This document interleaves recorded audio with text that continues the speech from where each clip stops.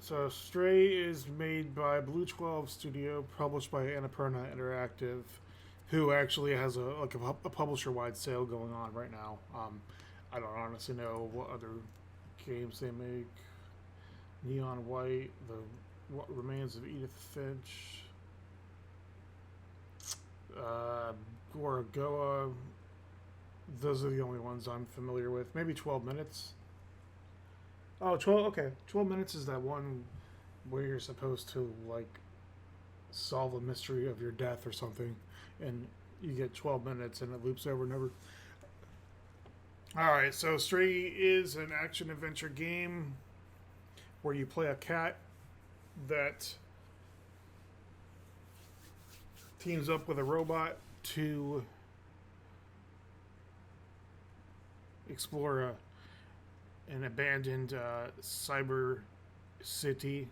I don't know if I can necessarily say you rescue the city since the inhabitants are robots anyway.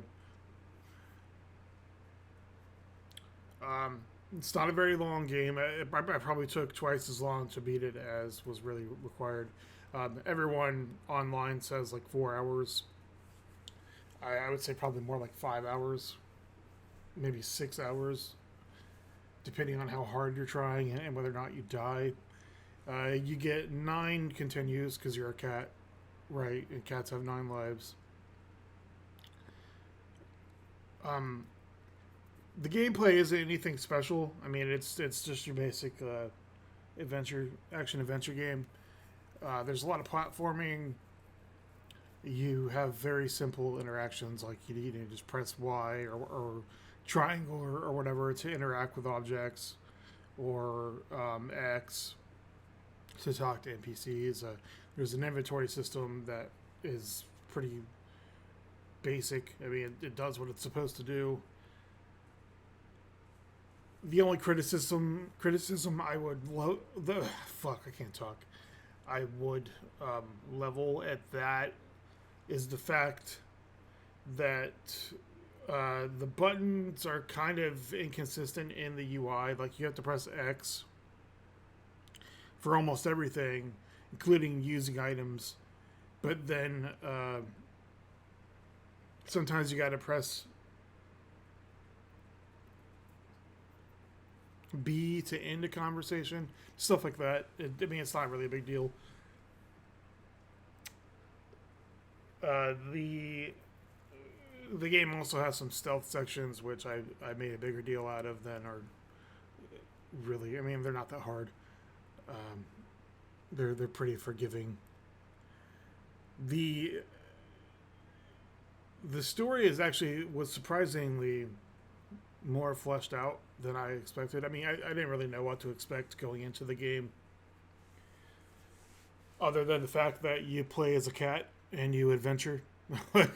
I'm pretty sure like 99% of the appeal of the game for gamers was that you could play as a cat and you could meow on whatever you wanted. The achievements really aren't that hard to get. The only the ones that I didn't get were stuff like collecting 100% of the memories, or leaving the game running for an hour while the cat sleeps. Stuff like that I just didn't try it for. Um, there's 2 open world areas. One of them has all the collectibles in it, which leads into the next topic of the soundtrack. So there's 8 music sheets you can collect. Reminds me kind of like Assassin's Creed 4 and Rogue, right? And Odyssey or whatever. Except there's only 8, and they're not a pain in the ass to find or catch. It slaps. Those songs were all excellent. They're all like guitar songs. You turn them into a robot that plays guitar. But on top of those, the actual soundtrack itself was great. And I mean, they're selling the soundtrack standalone for $10. It's worth it, I think. I haven't bought it. I probably will in the future. But the soundtrack is excellent. That's my opinion. I think it was great. It was atmospheric. It was moody when it needed to be. It was upbeat when it needed to be, or mysterious when it needed to be. Great. 10 out of 10 on the soundtrack. The visuals were fucking great. I still don't know what engine this game is made in. I want to say Unreal 5, and that probably explains why my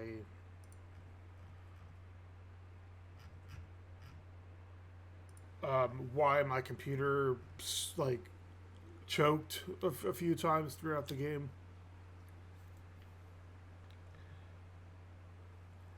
But I mean, regardless, like I have my settings on max, but regardless, the visuals are fucking awesome.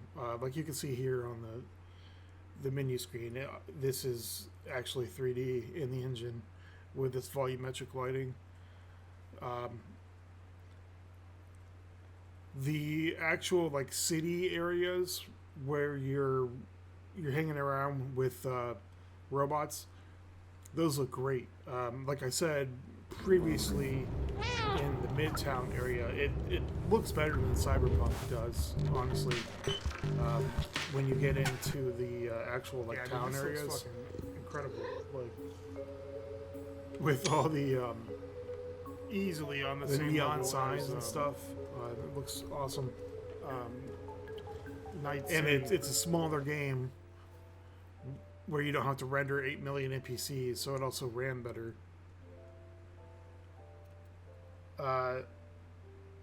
The path through the game,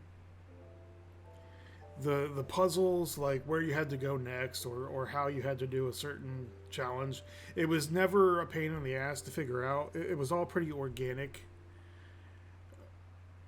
It just, all you had to do was just try. Like you just had to run around and try, and you would figure everything out. I forgot to mention in the gameplay, there's also a lot of like, well, not a lot. There's maybe like 7 chase sections where you just have to run. On those, I do feel like the run speed was kind of a joke. Like it was barely faster than just walking. So, but I guess they had to make it a challenge somehow, so they're gonna actually run, kitty, run. Unlike if you ever had a cat or seen a cat, like they run faster than hell. Like a real cat could have escaped every one of these situations in like half a second. Touching back on the story a little bit,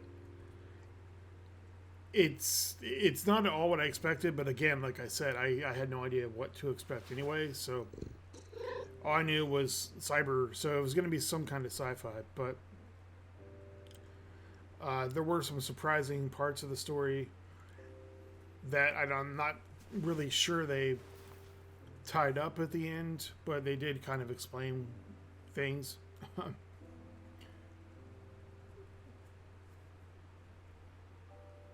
I don't think there's really that much else to talk about. I wouldn't say anything in the game is super innovative or even super creative. There's a lot of concepts in here that have been seen a million times. It's, just from the top down, starting with the city itself. Like I said at the end of the previous video, at the end of the game, basically the city itself is like a ark or a fallout vault or whatever you want to call it, a survival shelter. So there have been a million games or books or stories about that, which is fine. The robot design is, also isn't really that unique. Like, you can see it in maybe the first episode of Love, Death, and Robots. Like, one of the robots kind of looks similar. And even the Rusty Giant, or whatever it's called, like, his design physically looked kind of similar to some of the robots. But it's a robot aesthetic that's been around for decades. So like a lot of this stuff kind of reminds me of old school sci-fi. I'm talking like 50s, 60s type stuff, just with the visual design. But without rambling for a whole long time about this game, I think it was pretty good. I would say it's like a 9 out of 10. Um, and that's maybe even a 10 out of 10. I would say like a 9.5. Let's say that just arbitrarily. Um, I think everything about it was great. Obviously, people are going to complain about the length. It's only like 6 hours. On your second playthrough, probably less than that because you'll know what you're doing and who you even need to talk to or not as far as the NPCs go. But it was like $25 pre-order. Now the normal price is $30. You could probably find it for less than that on like Humble Bundle or Green Man Gaming. I know that they didn't actually have any keys on Green Man Gaming because the game wasn't out yet. So like you literally couldn't order it. I don't think you could even order it on release day, so it may still take a while. But if you like sci-fi, if you like cats, if you like kind of less stressful adventure games, I would definitely recommend this. So that's the gist of it. Um, Anyone new to the channel, if you're interested, please go ahead and subscribe. All that good stuff. There are a bajillion videos on here. All of them are basically this low effort. But I'm working on it, okay? Getting new equipment and stuff like that. All right, anyway, so on to the next thing.